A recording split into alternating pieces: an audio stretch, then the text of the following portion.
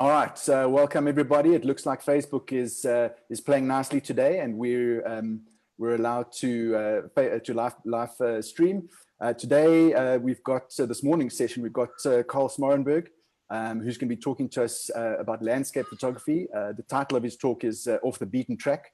Now, when I was doing a search for awesome photographers to host on the live stream, I saw a picture on his, I think it was his Facebook page or his website, I'm not sure, of the Drakensberg, and there was just the sort of like hills and valleys and things, and it was like this beautiful whatever, and I thought, cool, he's on.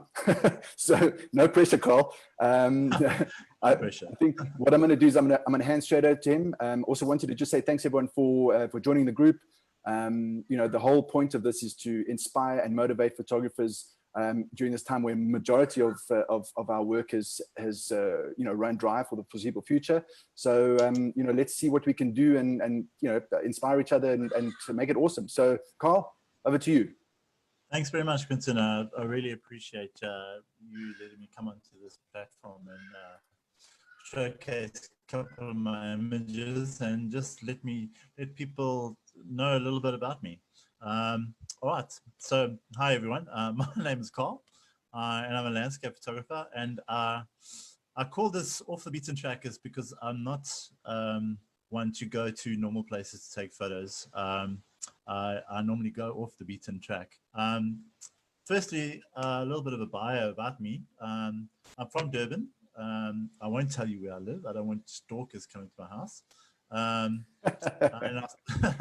I started taking photos about 12 years ago, mostly landscapes, but I do commercial work and portraits, a couple of weddings and stuff like that, but it's not my favorite thing in the whole world.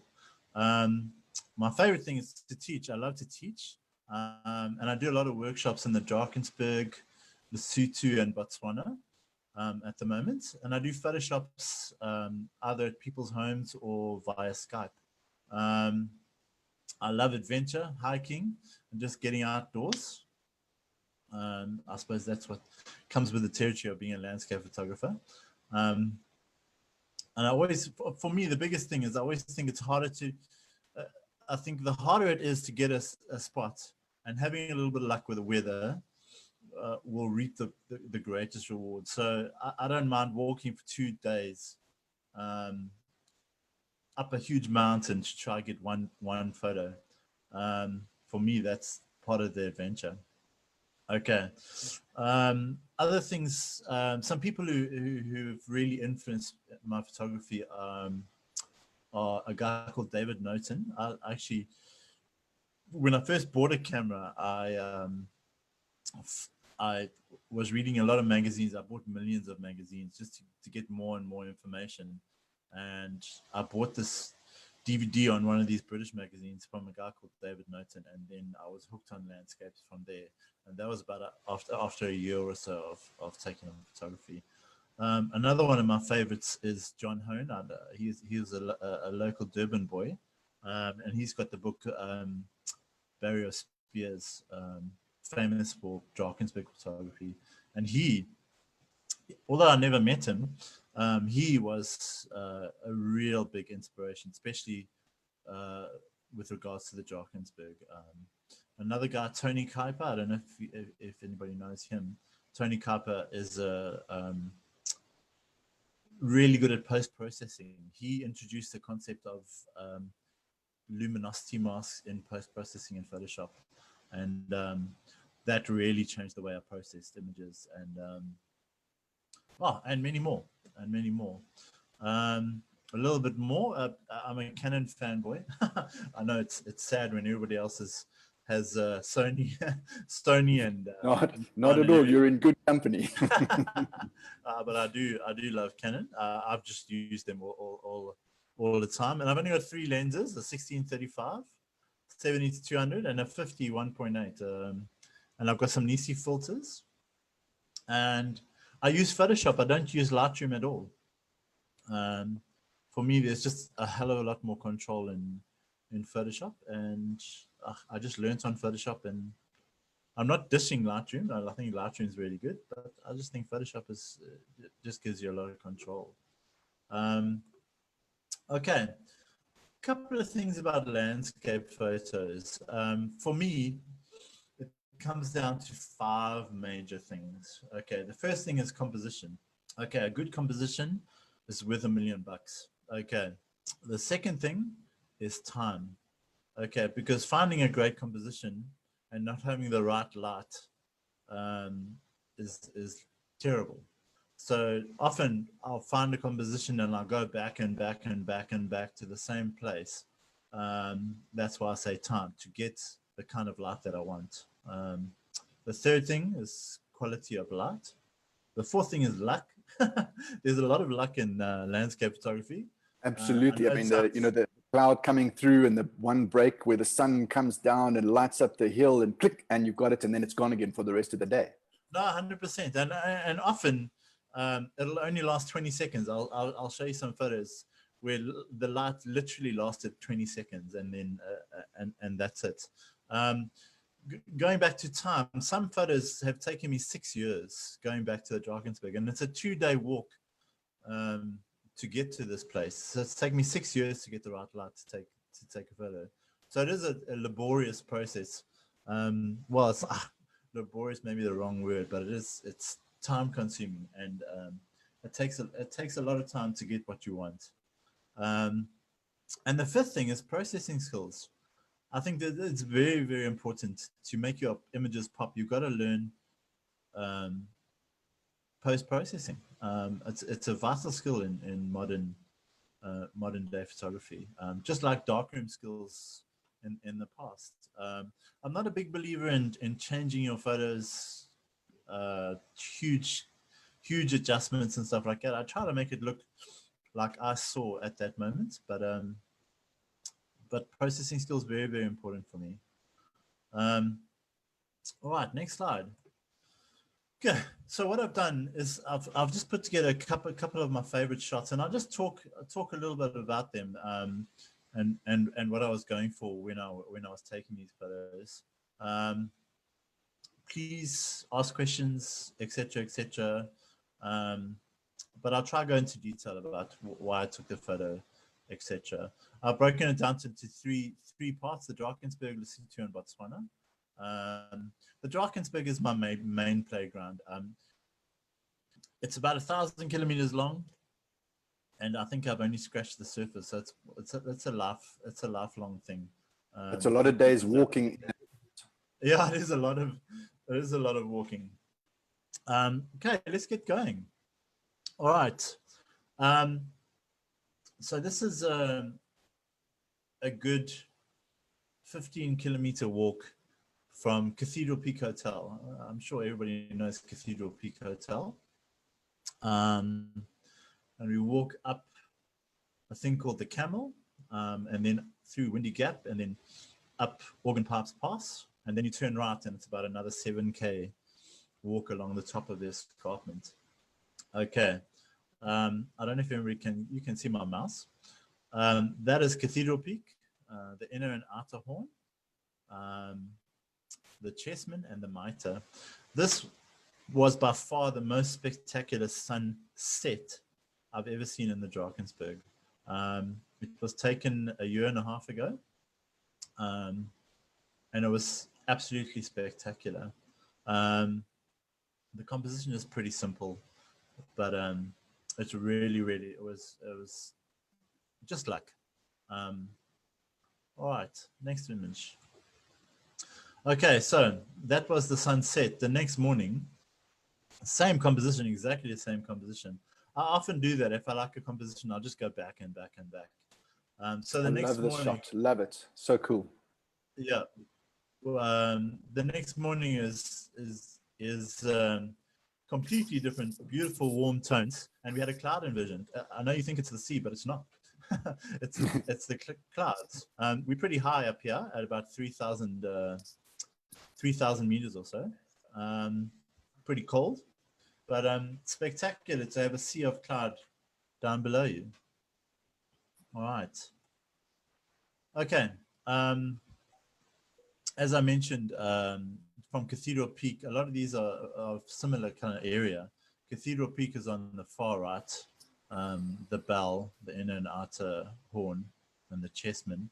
And this is the column and the pyramid. That's the column and that's the pyramid. So often when I do workshops, I try to make it pretty achievable for most people to do it. So I break it up into like 7 to 10 kilometer walks, so people can recover a little bit. So this was on a first day of one of my workshops after about 7 Ks. And this is actually on the left-hand side. You'll see faintly a river going up. That's called Sekitseki Pass. And we just camped the other night. And luckily, it was very, very hazy. And we had these crepuscular rays coming out from everywhere. It's a blend of 2 photos. So I took one for the foreground, and I took another photo for the sky and just blended them together in Photoshop. All right. I thought it turned out really nice. Yeah, I think it's fantastic. Love it. The difficulty that I have, and I don't shoot a lot of landscape images, is when you're shooting into the sun. There's hotspots that are just too bright. But I suppose the processing using selective, I can't even remember what it's called now, but you can sort of knock back certain areas, keep other areas, and definitely. So what I basically do, Quentin, is I just bracket images. So I make one or two stops darker and then 1 or 2 stops lighter, and then you get a full dynamic range. I've got a pretty old camera; it's a 5D Mark II. So the dynamic range is absolutely terrible. So often I'll just bracket the images, and then I can blend them back using luminosity masks to get the effect that I want. Okay, all right. Okay, continuing on. Layers. This is another compositional kind of a thing that I really like to look out for, is just layers. Layer and layer and layer. And this was that same morning as the previous photo. Sorry, same morning as the previous 2 previous photos. But it just was steely blue and hazy, and the layers just really worked. If you can see in the distance, there's a mountain there, and it looks like there's a little bit of a dust spot on it, but it's not. It's actually called Gatberg or Untunja. It's a mountain with a hole in it. All right, next one.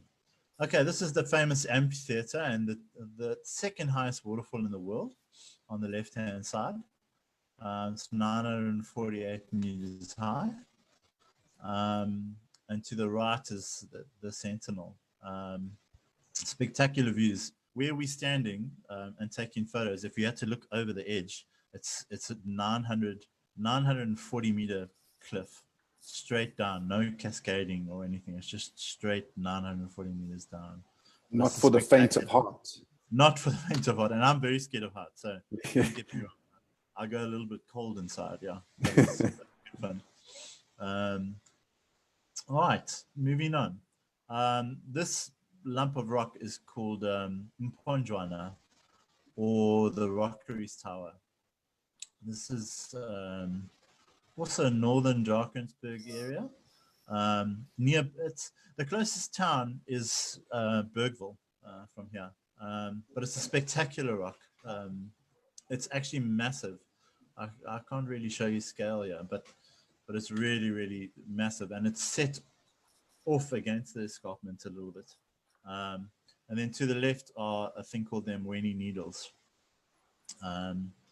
but a beautiful, beautiful area. Okay. I think that's also one of the things that, as you're saying, you can't really show the scale. It's sometimes a good idea to try and find something that you can somehow show the scale. Yes. Whether it's a bird or a flower or something like that. But it's not always possible. Yeah, it's still with a wide angle lens. It just changes perspective so much. It's very, very difficult to even if you've got a human in it. I've got some images a little later with people in it. But it's still distorted, and the photo doesn't really do it justice. When you're up there, it's a lot more grand than the photo suggests. I mean, it's just absolutely massive. But it's still pretty in a photo. Yeah. This is called the Madonna and her worshippers. So on the left here is the Madonna, and these little things over here are called the worshippers. All right.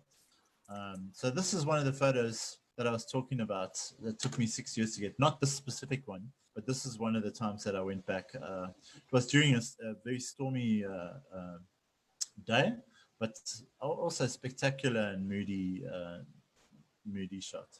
Yeah, this is also northern Drakensberg. I love the northern Drakensberg. It's very dramatic, with huge cliffs and spires, etc., etc. But really pretty and really moody. Also near Bergville area, this is called the Rockeries Pass. Oh, love those colors! Wow, very nice. You. Yeah. So every now and again in winter, if you're lucky enough, you can get snowed on, and this was one of those days.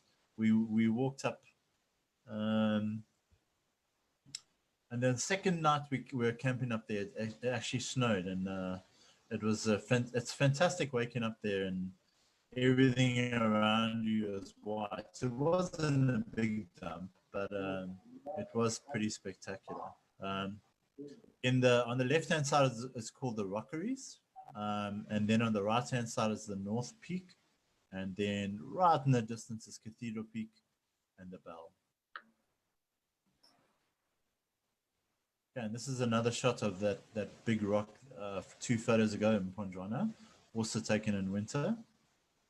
I try to frame Ponjwana with the rocks and the snow, and we were lucky enough to have a beautiful cloud inversion there as well.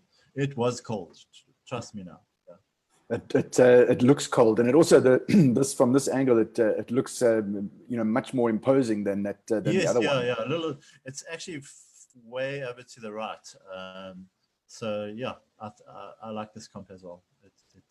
I think it really worked. Okay, using people for scale.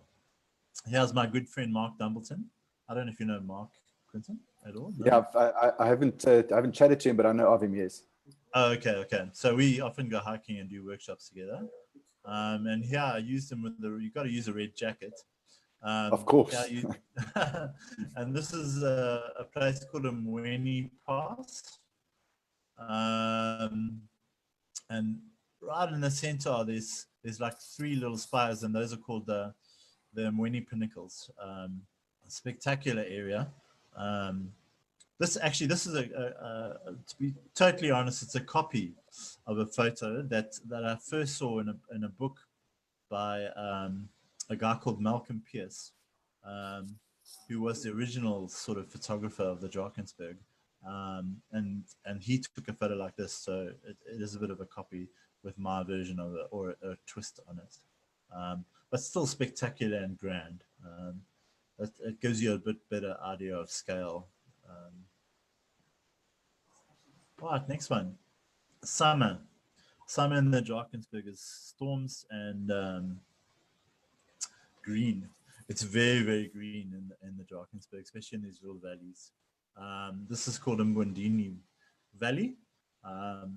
And if you look up top there's the Madonna and her worshippers. So this is actually the route to the Madonna and her worshippers. This would be on day 1. It takes 2 days to walk up there, but that's day 1. So there's a huge diversity of light and color and moods that you can shoot. I love this. I love the colors on this, and that 45-degree angle, and man, it's just so it looks sort of cuts the image imposing. in half. Absolutely, it's almost like you've got 2 images that are completely different, or from completely different areas, and you just whack them together with this hard 45-degree angle. It's very unusual. It's almost like if you look at it, it's like an X. Yeah, absolutely. So, I love it. It's not conventional, but love it. Yeah, I suppose with time you just learn. You can cheat with composition or break the rules, so they say. Yeah. No, it is. It's a beautiful area. A really, really beautiful area. Yeah. Right, next one. This is also the Moeni cutback or Moeni pinnacles. Um, um, Afternoon shot. The sun was still quite high, but we had these lovely rays coming through. And I just love the rays, and that's why I took the shot. On the left-hand side, it's called Eeny, Meeny, Miny, and Mo.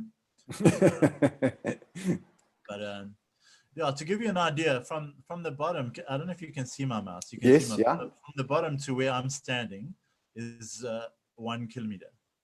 Sure. About.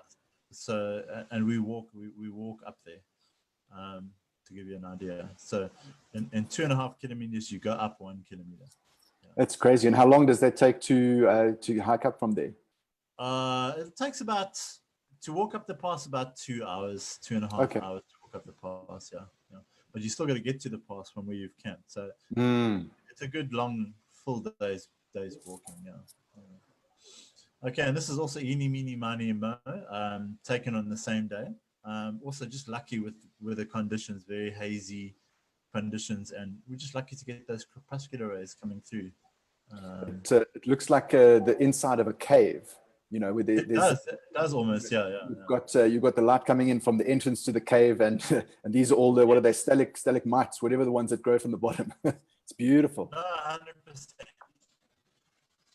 If I go back with my mouse, you can see this over here is this over here. Ah, wow. If you can see. Okay, Completely to give you an different, idea of scale, yeah. All right. Okay, so it's totally different when you zoom in.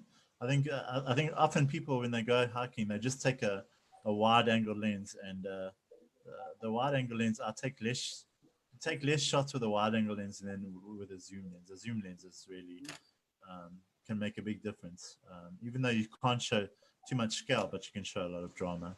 Yeah, absolutely. This is fantastic. All right, moving on. This is Isidi Pass. This is also in the northern Drakensberg. It's a huge valley that just runs straight down into to the Moeni Valley. And this was a storm. The storm was actually a little bit below us. There was lightning in the clouds, but I didn't manage to capture it. I think it was just the way it went. But also different colors, different mood, cooler temperatures can definitely make a camera. What attracted to me to this image was I liked the little anchor of the grass and the lead-in line to give me a little bit of depth and the vastness of the whole thing and the beautiful clouds. Yeah, absolutely. And the mist on the bottom right hand side in the little pockets there. Definitely, yeah. Very cool. All helps. Yeah. Luckily, we didn't get rained on that night, but oh well. that would have been very cold. This is the amphitheater again, northern Drakensberg. The Tugela Falls is over here, so we're just a little bit further around. Spectacular sunset as well. And I just really love the foreground, and then I should have put the Sentinel on a third in the background. Often when using a wide angle lens, you really got to try and find a foreground that really helps you out. And with this one, there are a whole lot of lines that lead you to where you want people to look. I don't know if you can see all those lines. Yeah, absolutely. So the whole thing is drawing you in to look at the Sentinel. And I suppose what happens the more, it's the same with everything, you know, every one of the speakers that we've had so far has mentioned it, you know, the more you practice, you know, the better you get, and the easier it is to find those compositions, you know, and things like the foreground, middle ground, and distance you don't think about because it's natural. Yes, definitely. Yeah. A lot of it is just practice. You got to go out there and look and change the way you see. A lot of my clients, beginner clients, they can't see, and just with time you got to show them slowly how to see. It might be subtle, but things can change and really affect your photos. Right. And this is the photo I was talking about. It took 6 years to get. Wow. So going up to, that's called the Madonna and her worshippers again. But it took me 6 years to sort of get the kind of light. I've got other ones since then, but this took me about 6 years to get this photo, the kind of light that I wanted. I love the cloud at the but top. I was truly, yes, yeah, I was truly lucky. And yeah, I thought it was lovely. All right, moving on. I don't know if this changes. Oh, whoops! I'm just going to share the screen again. Give me a second. Sorry. Okay.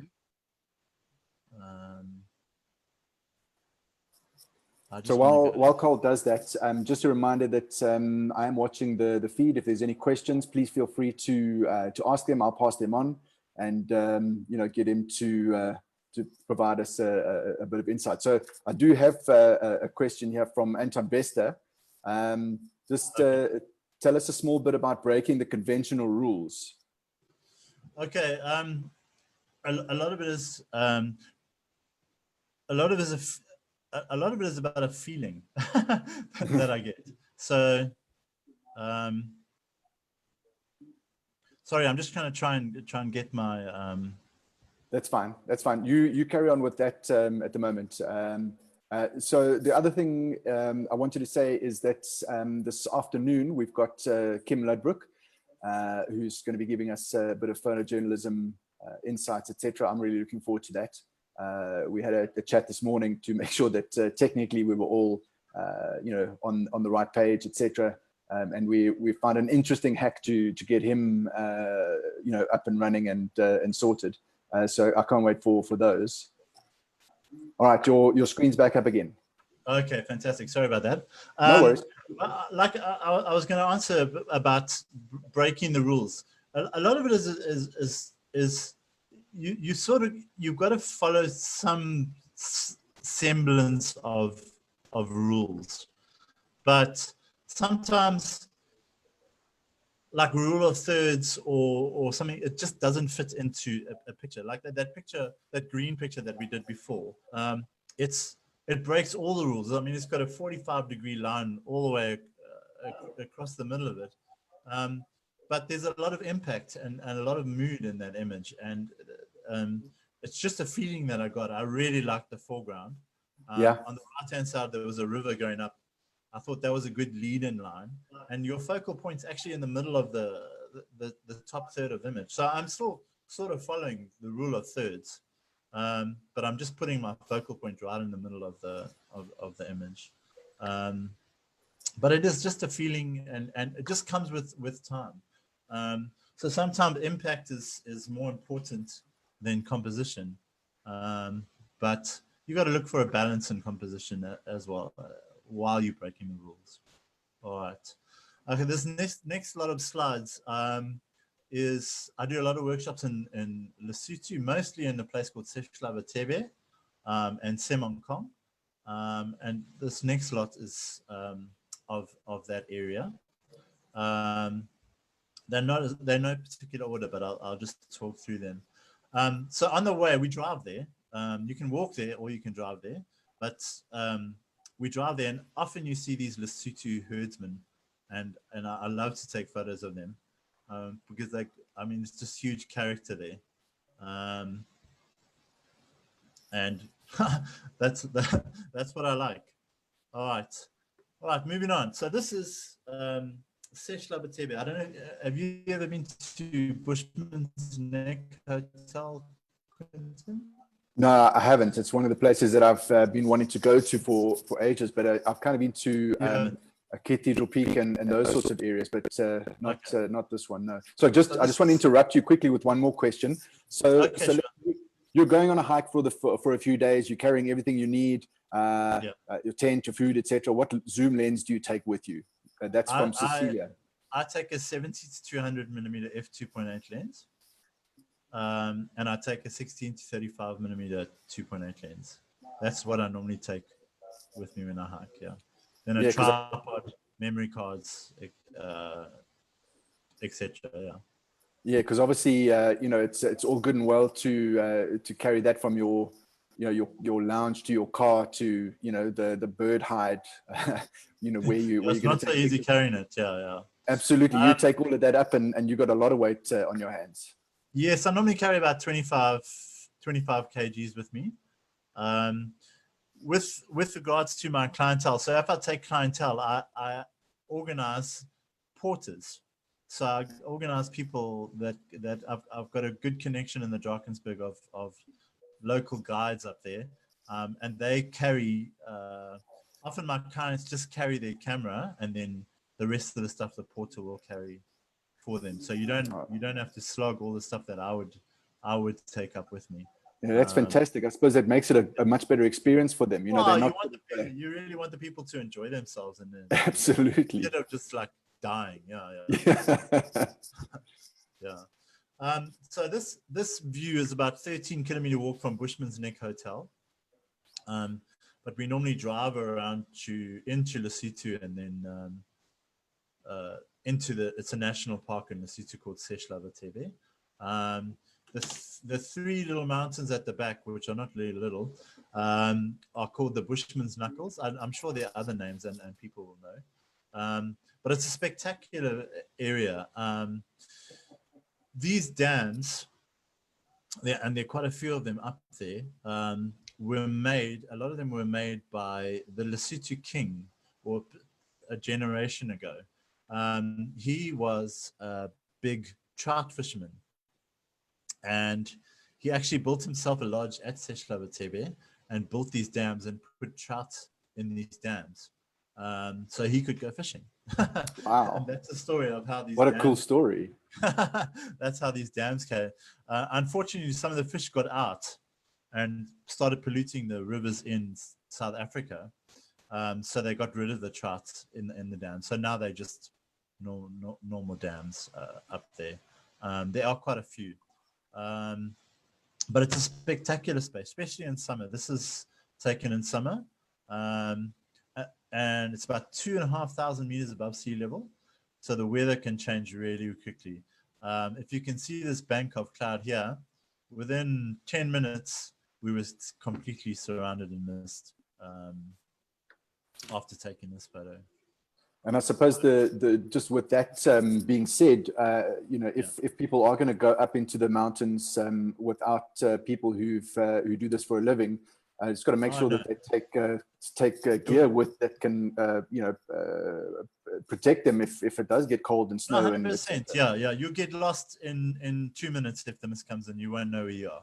It's very disorientating. So normally I either take a GPS with me all the time. I know the areas very well, or I take a compass and just take a bearing back to where we're camping, because you can get lost and very disoriented very, very quickly. Even at night, I mean, you think about it. When you're in the middle of the mountains, imagine having mist engulf you, pitch black, and you've got to go to the loo 50 meters away from your tent. How do you find your tent? Okay, so often I'll have to take people out to go to the toilet and then take them back, because you'll just get lost. It's so disorientating. Yeah, you just got to hope someone snores really badly so you can find your way back. This is very true. Yeah. All right. Okay. Here's another portrait of one of those Lesotho herdsmen. All right, and then moving on to this is called Malatsunyane Falls. This is just the bottom of the falls. This is the highest free-falling waterfall in Africa. It's about 200 meters high. We'll come back to some more shots of that a little bit. There it is there. So it's a 200-meter high waterfall in a place called Smorenburg in Lesotho. Absolutely spectacular. So we just stand on a 200-meter high cliff and take photos. And often there's storms in summer, and it's really, really spectacular. That is a fantastic spot. I love. It's beautiful. It's all it's almost like the hills and things are sort of a little soft and spongy and cute and whatever. It's not like it's not like a real mountain. That's it's just that's no, sure. It's like so cool. It's almost like a fairy tale. You can walk down. You can walk down to the bottom as well. Yeah. So, and here are some of my clients taking photos of it. This is where we stop and take photos. We were very lucky here. We had a huge storm in front of us and a gap in the clouds behind us. So we had spectacular light, yeah. Okay, just go. I'll come back to, they're all over the place, the slides, but I'll come back to it. This is Smorenburg again, a bit of a reflection in the afternoon light. It's a really magical, ethereal place full of beautiful rock formations, rock arches. Unfortunately, I won't have all the time to show you a whole lot of stuff, but I'll show you what I can. And plenty of storms in summer. So this is also one of the storms taken at Smorenburg. And another one of the Bushman's Knuckles. That same dam, just a little bit of a different composition. This was taken in November of last year when there was no water. So this dam is actually about, what, 40 meters short of where I took the previous photo. Wow. But luckily, we had beautiful light, and it really panned out for me. I like that photo. Craig Dutton says that waterfall has an Icelandic feel to it. I completely agree with him on that. Oh no, 100%. It's very, very dramatic. Absolutely, very, very dramatic. Yeah, really, really stunning. It's worth a drive. It's about a 6-hour drive from Durban.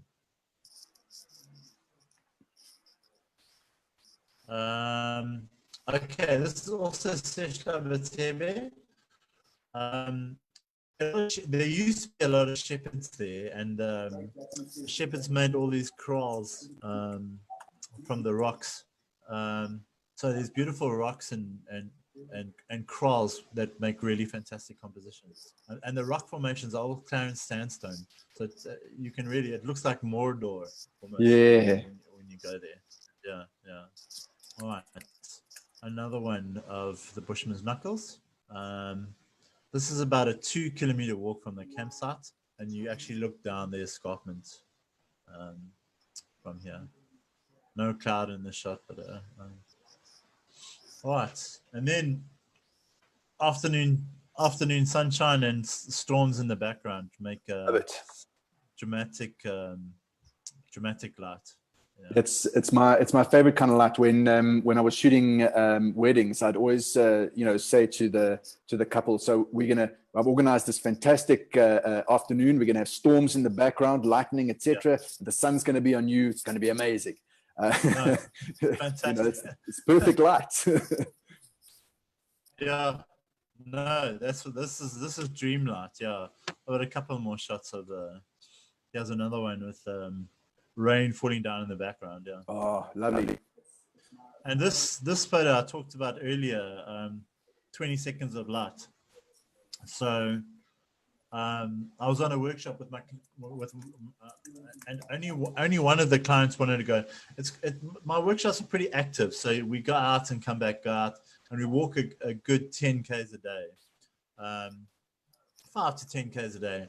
And only one of my clients wanted to come out with me to take photos because the weather was really, really bad. And there was a big storm coming. So I said, come, let's go out and take photos. So we went to this cave. This cave is called Irish Cave. It's called Irish Cave because there's a big hole in the cave, in the roof of the cave. I think that's why they call it Irish Cave.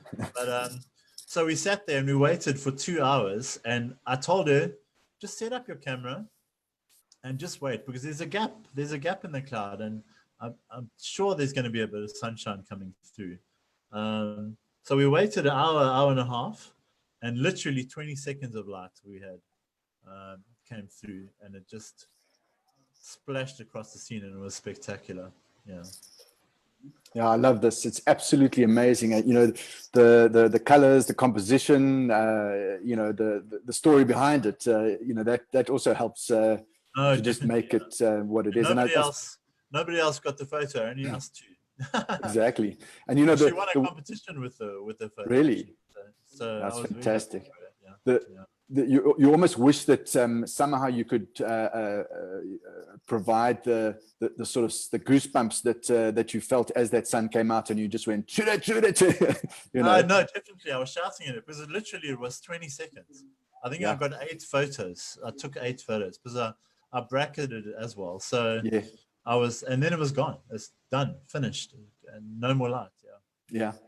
You weren't feeling optimistic and going to wait another 2 hours for another 20 seconds. No. I think the sun was nearly down by then. I think. Okay. And here's Malutsunyane Falls again with that spectacular light. So we're just so lucky to have that light behind on the left of us and a storm in the background to make a spectacular shot. Yeah. Oh, it's another one of Tebe. Bit of a pano. And that's that dam where the other photos were taken from. So I just walked up the hill behind it and shot a pano of that dam. Yeah, it's very rugged, very dramatic, very beautiful. Yeah, here's another one of that dam. A bit of a pano. I try to emulate with this shot. Try to emulate John Hone's shot. That guy I mentioned it was one of my big influences, but he's got a way better shot than me. I'll have to go back and get it. Yeah. Practice. And there's a nice big pano. Yeah. Practice. Yeah. All right. How much time do we have left, Shane? Sorry, no, not at all. It's all yours. So I think we're on about 42 minutes. Okay. So we've got about 18 minutes before Facebook abruptly will cut us off. Okay.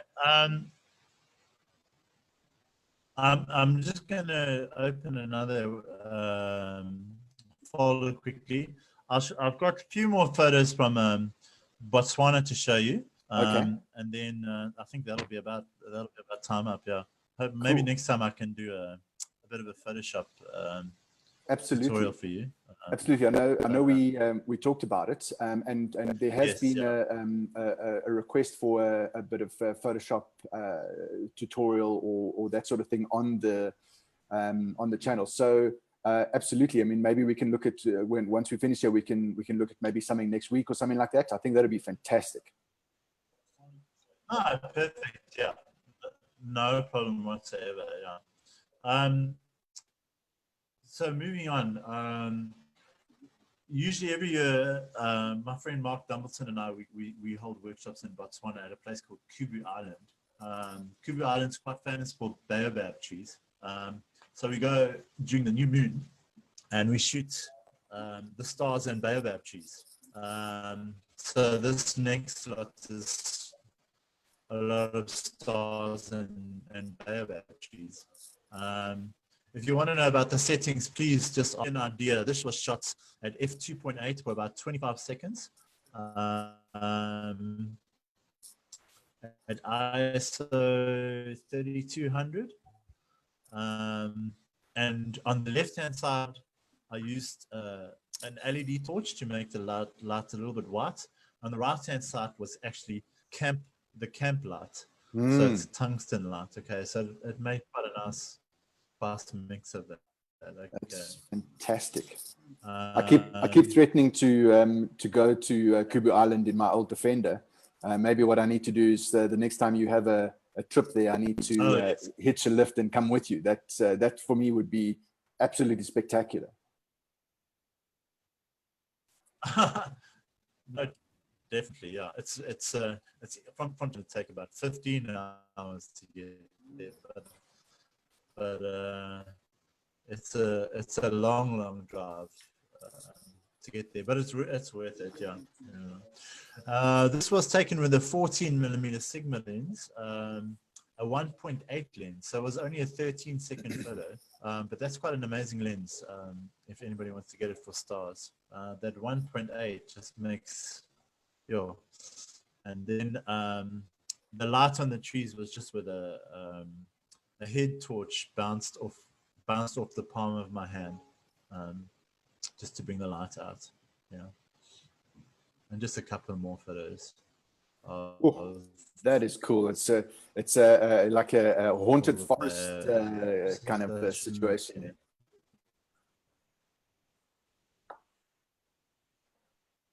Yes, no, definitely, yeah. And we just use a torch. Yeah. The next one is a bit boring. There's another haunted tree.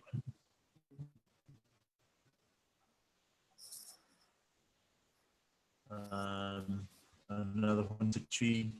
And this is the group that we took up with us. It's all part of the Mkhari pans. You ever meet the Mkhari pans? Not yet, not yet. They're just water pans. I don't know if they're salted or what, but they just stretch on forever and ever and ever. But you need a 4x4 to get there. But good fun. Really good fun. Okay, and some early morning shots. The baobab is absolutely spectacular in the rocks. And on I think it's the northern side of the island is these rocks with beautiful lines.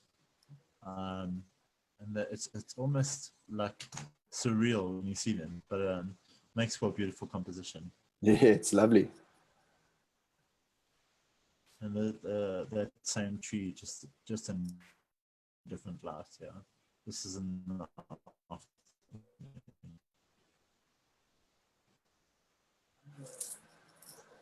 and the same tree again, but just a different angle. Sometimes it works, sometimes it doesn't work. This one doesn't really work, but I think the other two work quite well. And then again, the same tree. All right, and then those rocks again.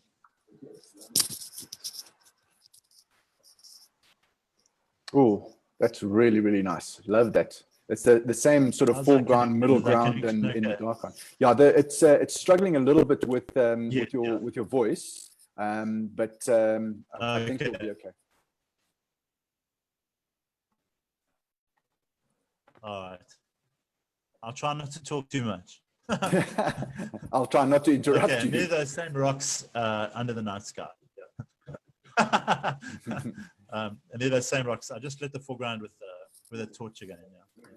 That's fantastic. I absolutely love that. Every time, I said that first picture that I saw, I thought was amazing, and I said I got to have you on. Every time you show a couple more slides, there's another picture, and I think, damn, I want to shoot that.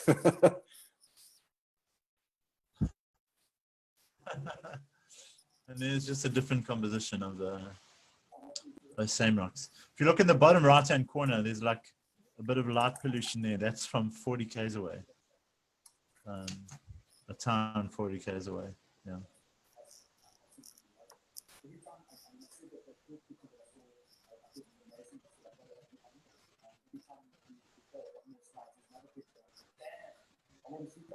Carl, you still there? I'm still here. Yeah. Shame. Okay. Sorry, there's like a bit of an echo, so I don't know if you're reading me or you're not reading me. Yeah. And here's another one of this is a really huge baobab tree. Just similar kind of settings, but just shot, just using a light to light up the tree. Yeah. And another one, a little bit further away. It's very spectacular there, and the trees are absolutely amazing. Yeah. And there's another one of that bendy tree. I love that bendy tree, so I took quite a few shots of that bendy tree. Yeah. What lens was that again? That just gives you an. This one was the 1635. Yeah, so that'll help with bending the tree a little bit as well. No, the tree was really bent. Really, it was quite an unusual tree. I found it in the day, and I just thought it would make an awesome composition. Yeah. And then early morning, the sentinel, I call this, and you can see the vastness of the Mkhari pans there. It just carries on going forever. Yeah. Right, and there we go. That's very cool. Any more questions? Well, we've got a couple of people that are going to go with to Kubu Island next time. Can you hear me? Okay. Yeah, so That we've got a sounds couple really of people that are coming with you to Kubu Island.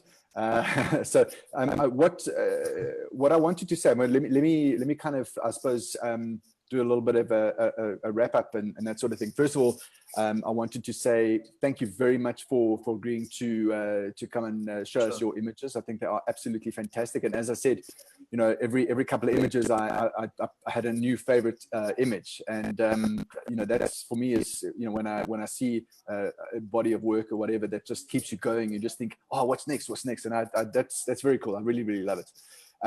What I'd like to ask you is if you want to provide links or whatever to your photo tours and workshops. I think you know, as I say, this whole thing is about inspiring photographers, giving us all something to do and think about other than the events that are happening at the moment. But at the same time, I also want to make sure that that you have an option to get a bit of revenue out of this in the future. So if you want to you know, talk about some of your things, and then also send them to me, and I will put them in the comments at the end of this stream. So I don't know if you want to chat about your workshops now. Okay. Okay, so I run workshops a couple of times a year. A lot of them are corroborations. I do them with other photographers. All the information will be on my Facebook page. I'm terrible with my website at the moment. I haven't updated it for about 6 months. Unfortunately, my Kubu Island workshop that was supposed to be in May has been cancelled because of the coronavirus. And unfortunately, again, it's completely sold out. But we will announce new dates ASAP as soon as everything is calmed down and we can start running workshops again. But all my workshops are just advertised on Facebook, and I'll send you the link to my Facebook page, and I really appreciate that. And I just want to say thanks very much for letting me come on. Yeah. If you have any other questions, please go to my Facebook page. It's just Carl Smorenburg Photography. And just ask me as many questions as you like. It's no problem. Very cool. There's another Carl who's asking a question. How do you reduce the noise in your pics at that high ISO? He finds his very noisy, specifically color noise. I just do. Honestly, those kind of images you're never ever going to print big. I'll never really print them big. I'll print them maybe to A2. So just using the basic noise reduction in Photoshop, I hardly even do that. The noise is not a distraction. I think if your image is strong, the noise shouldn't be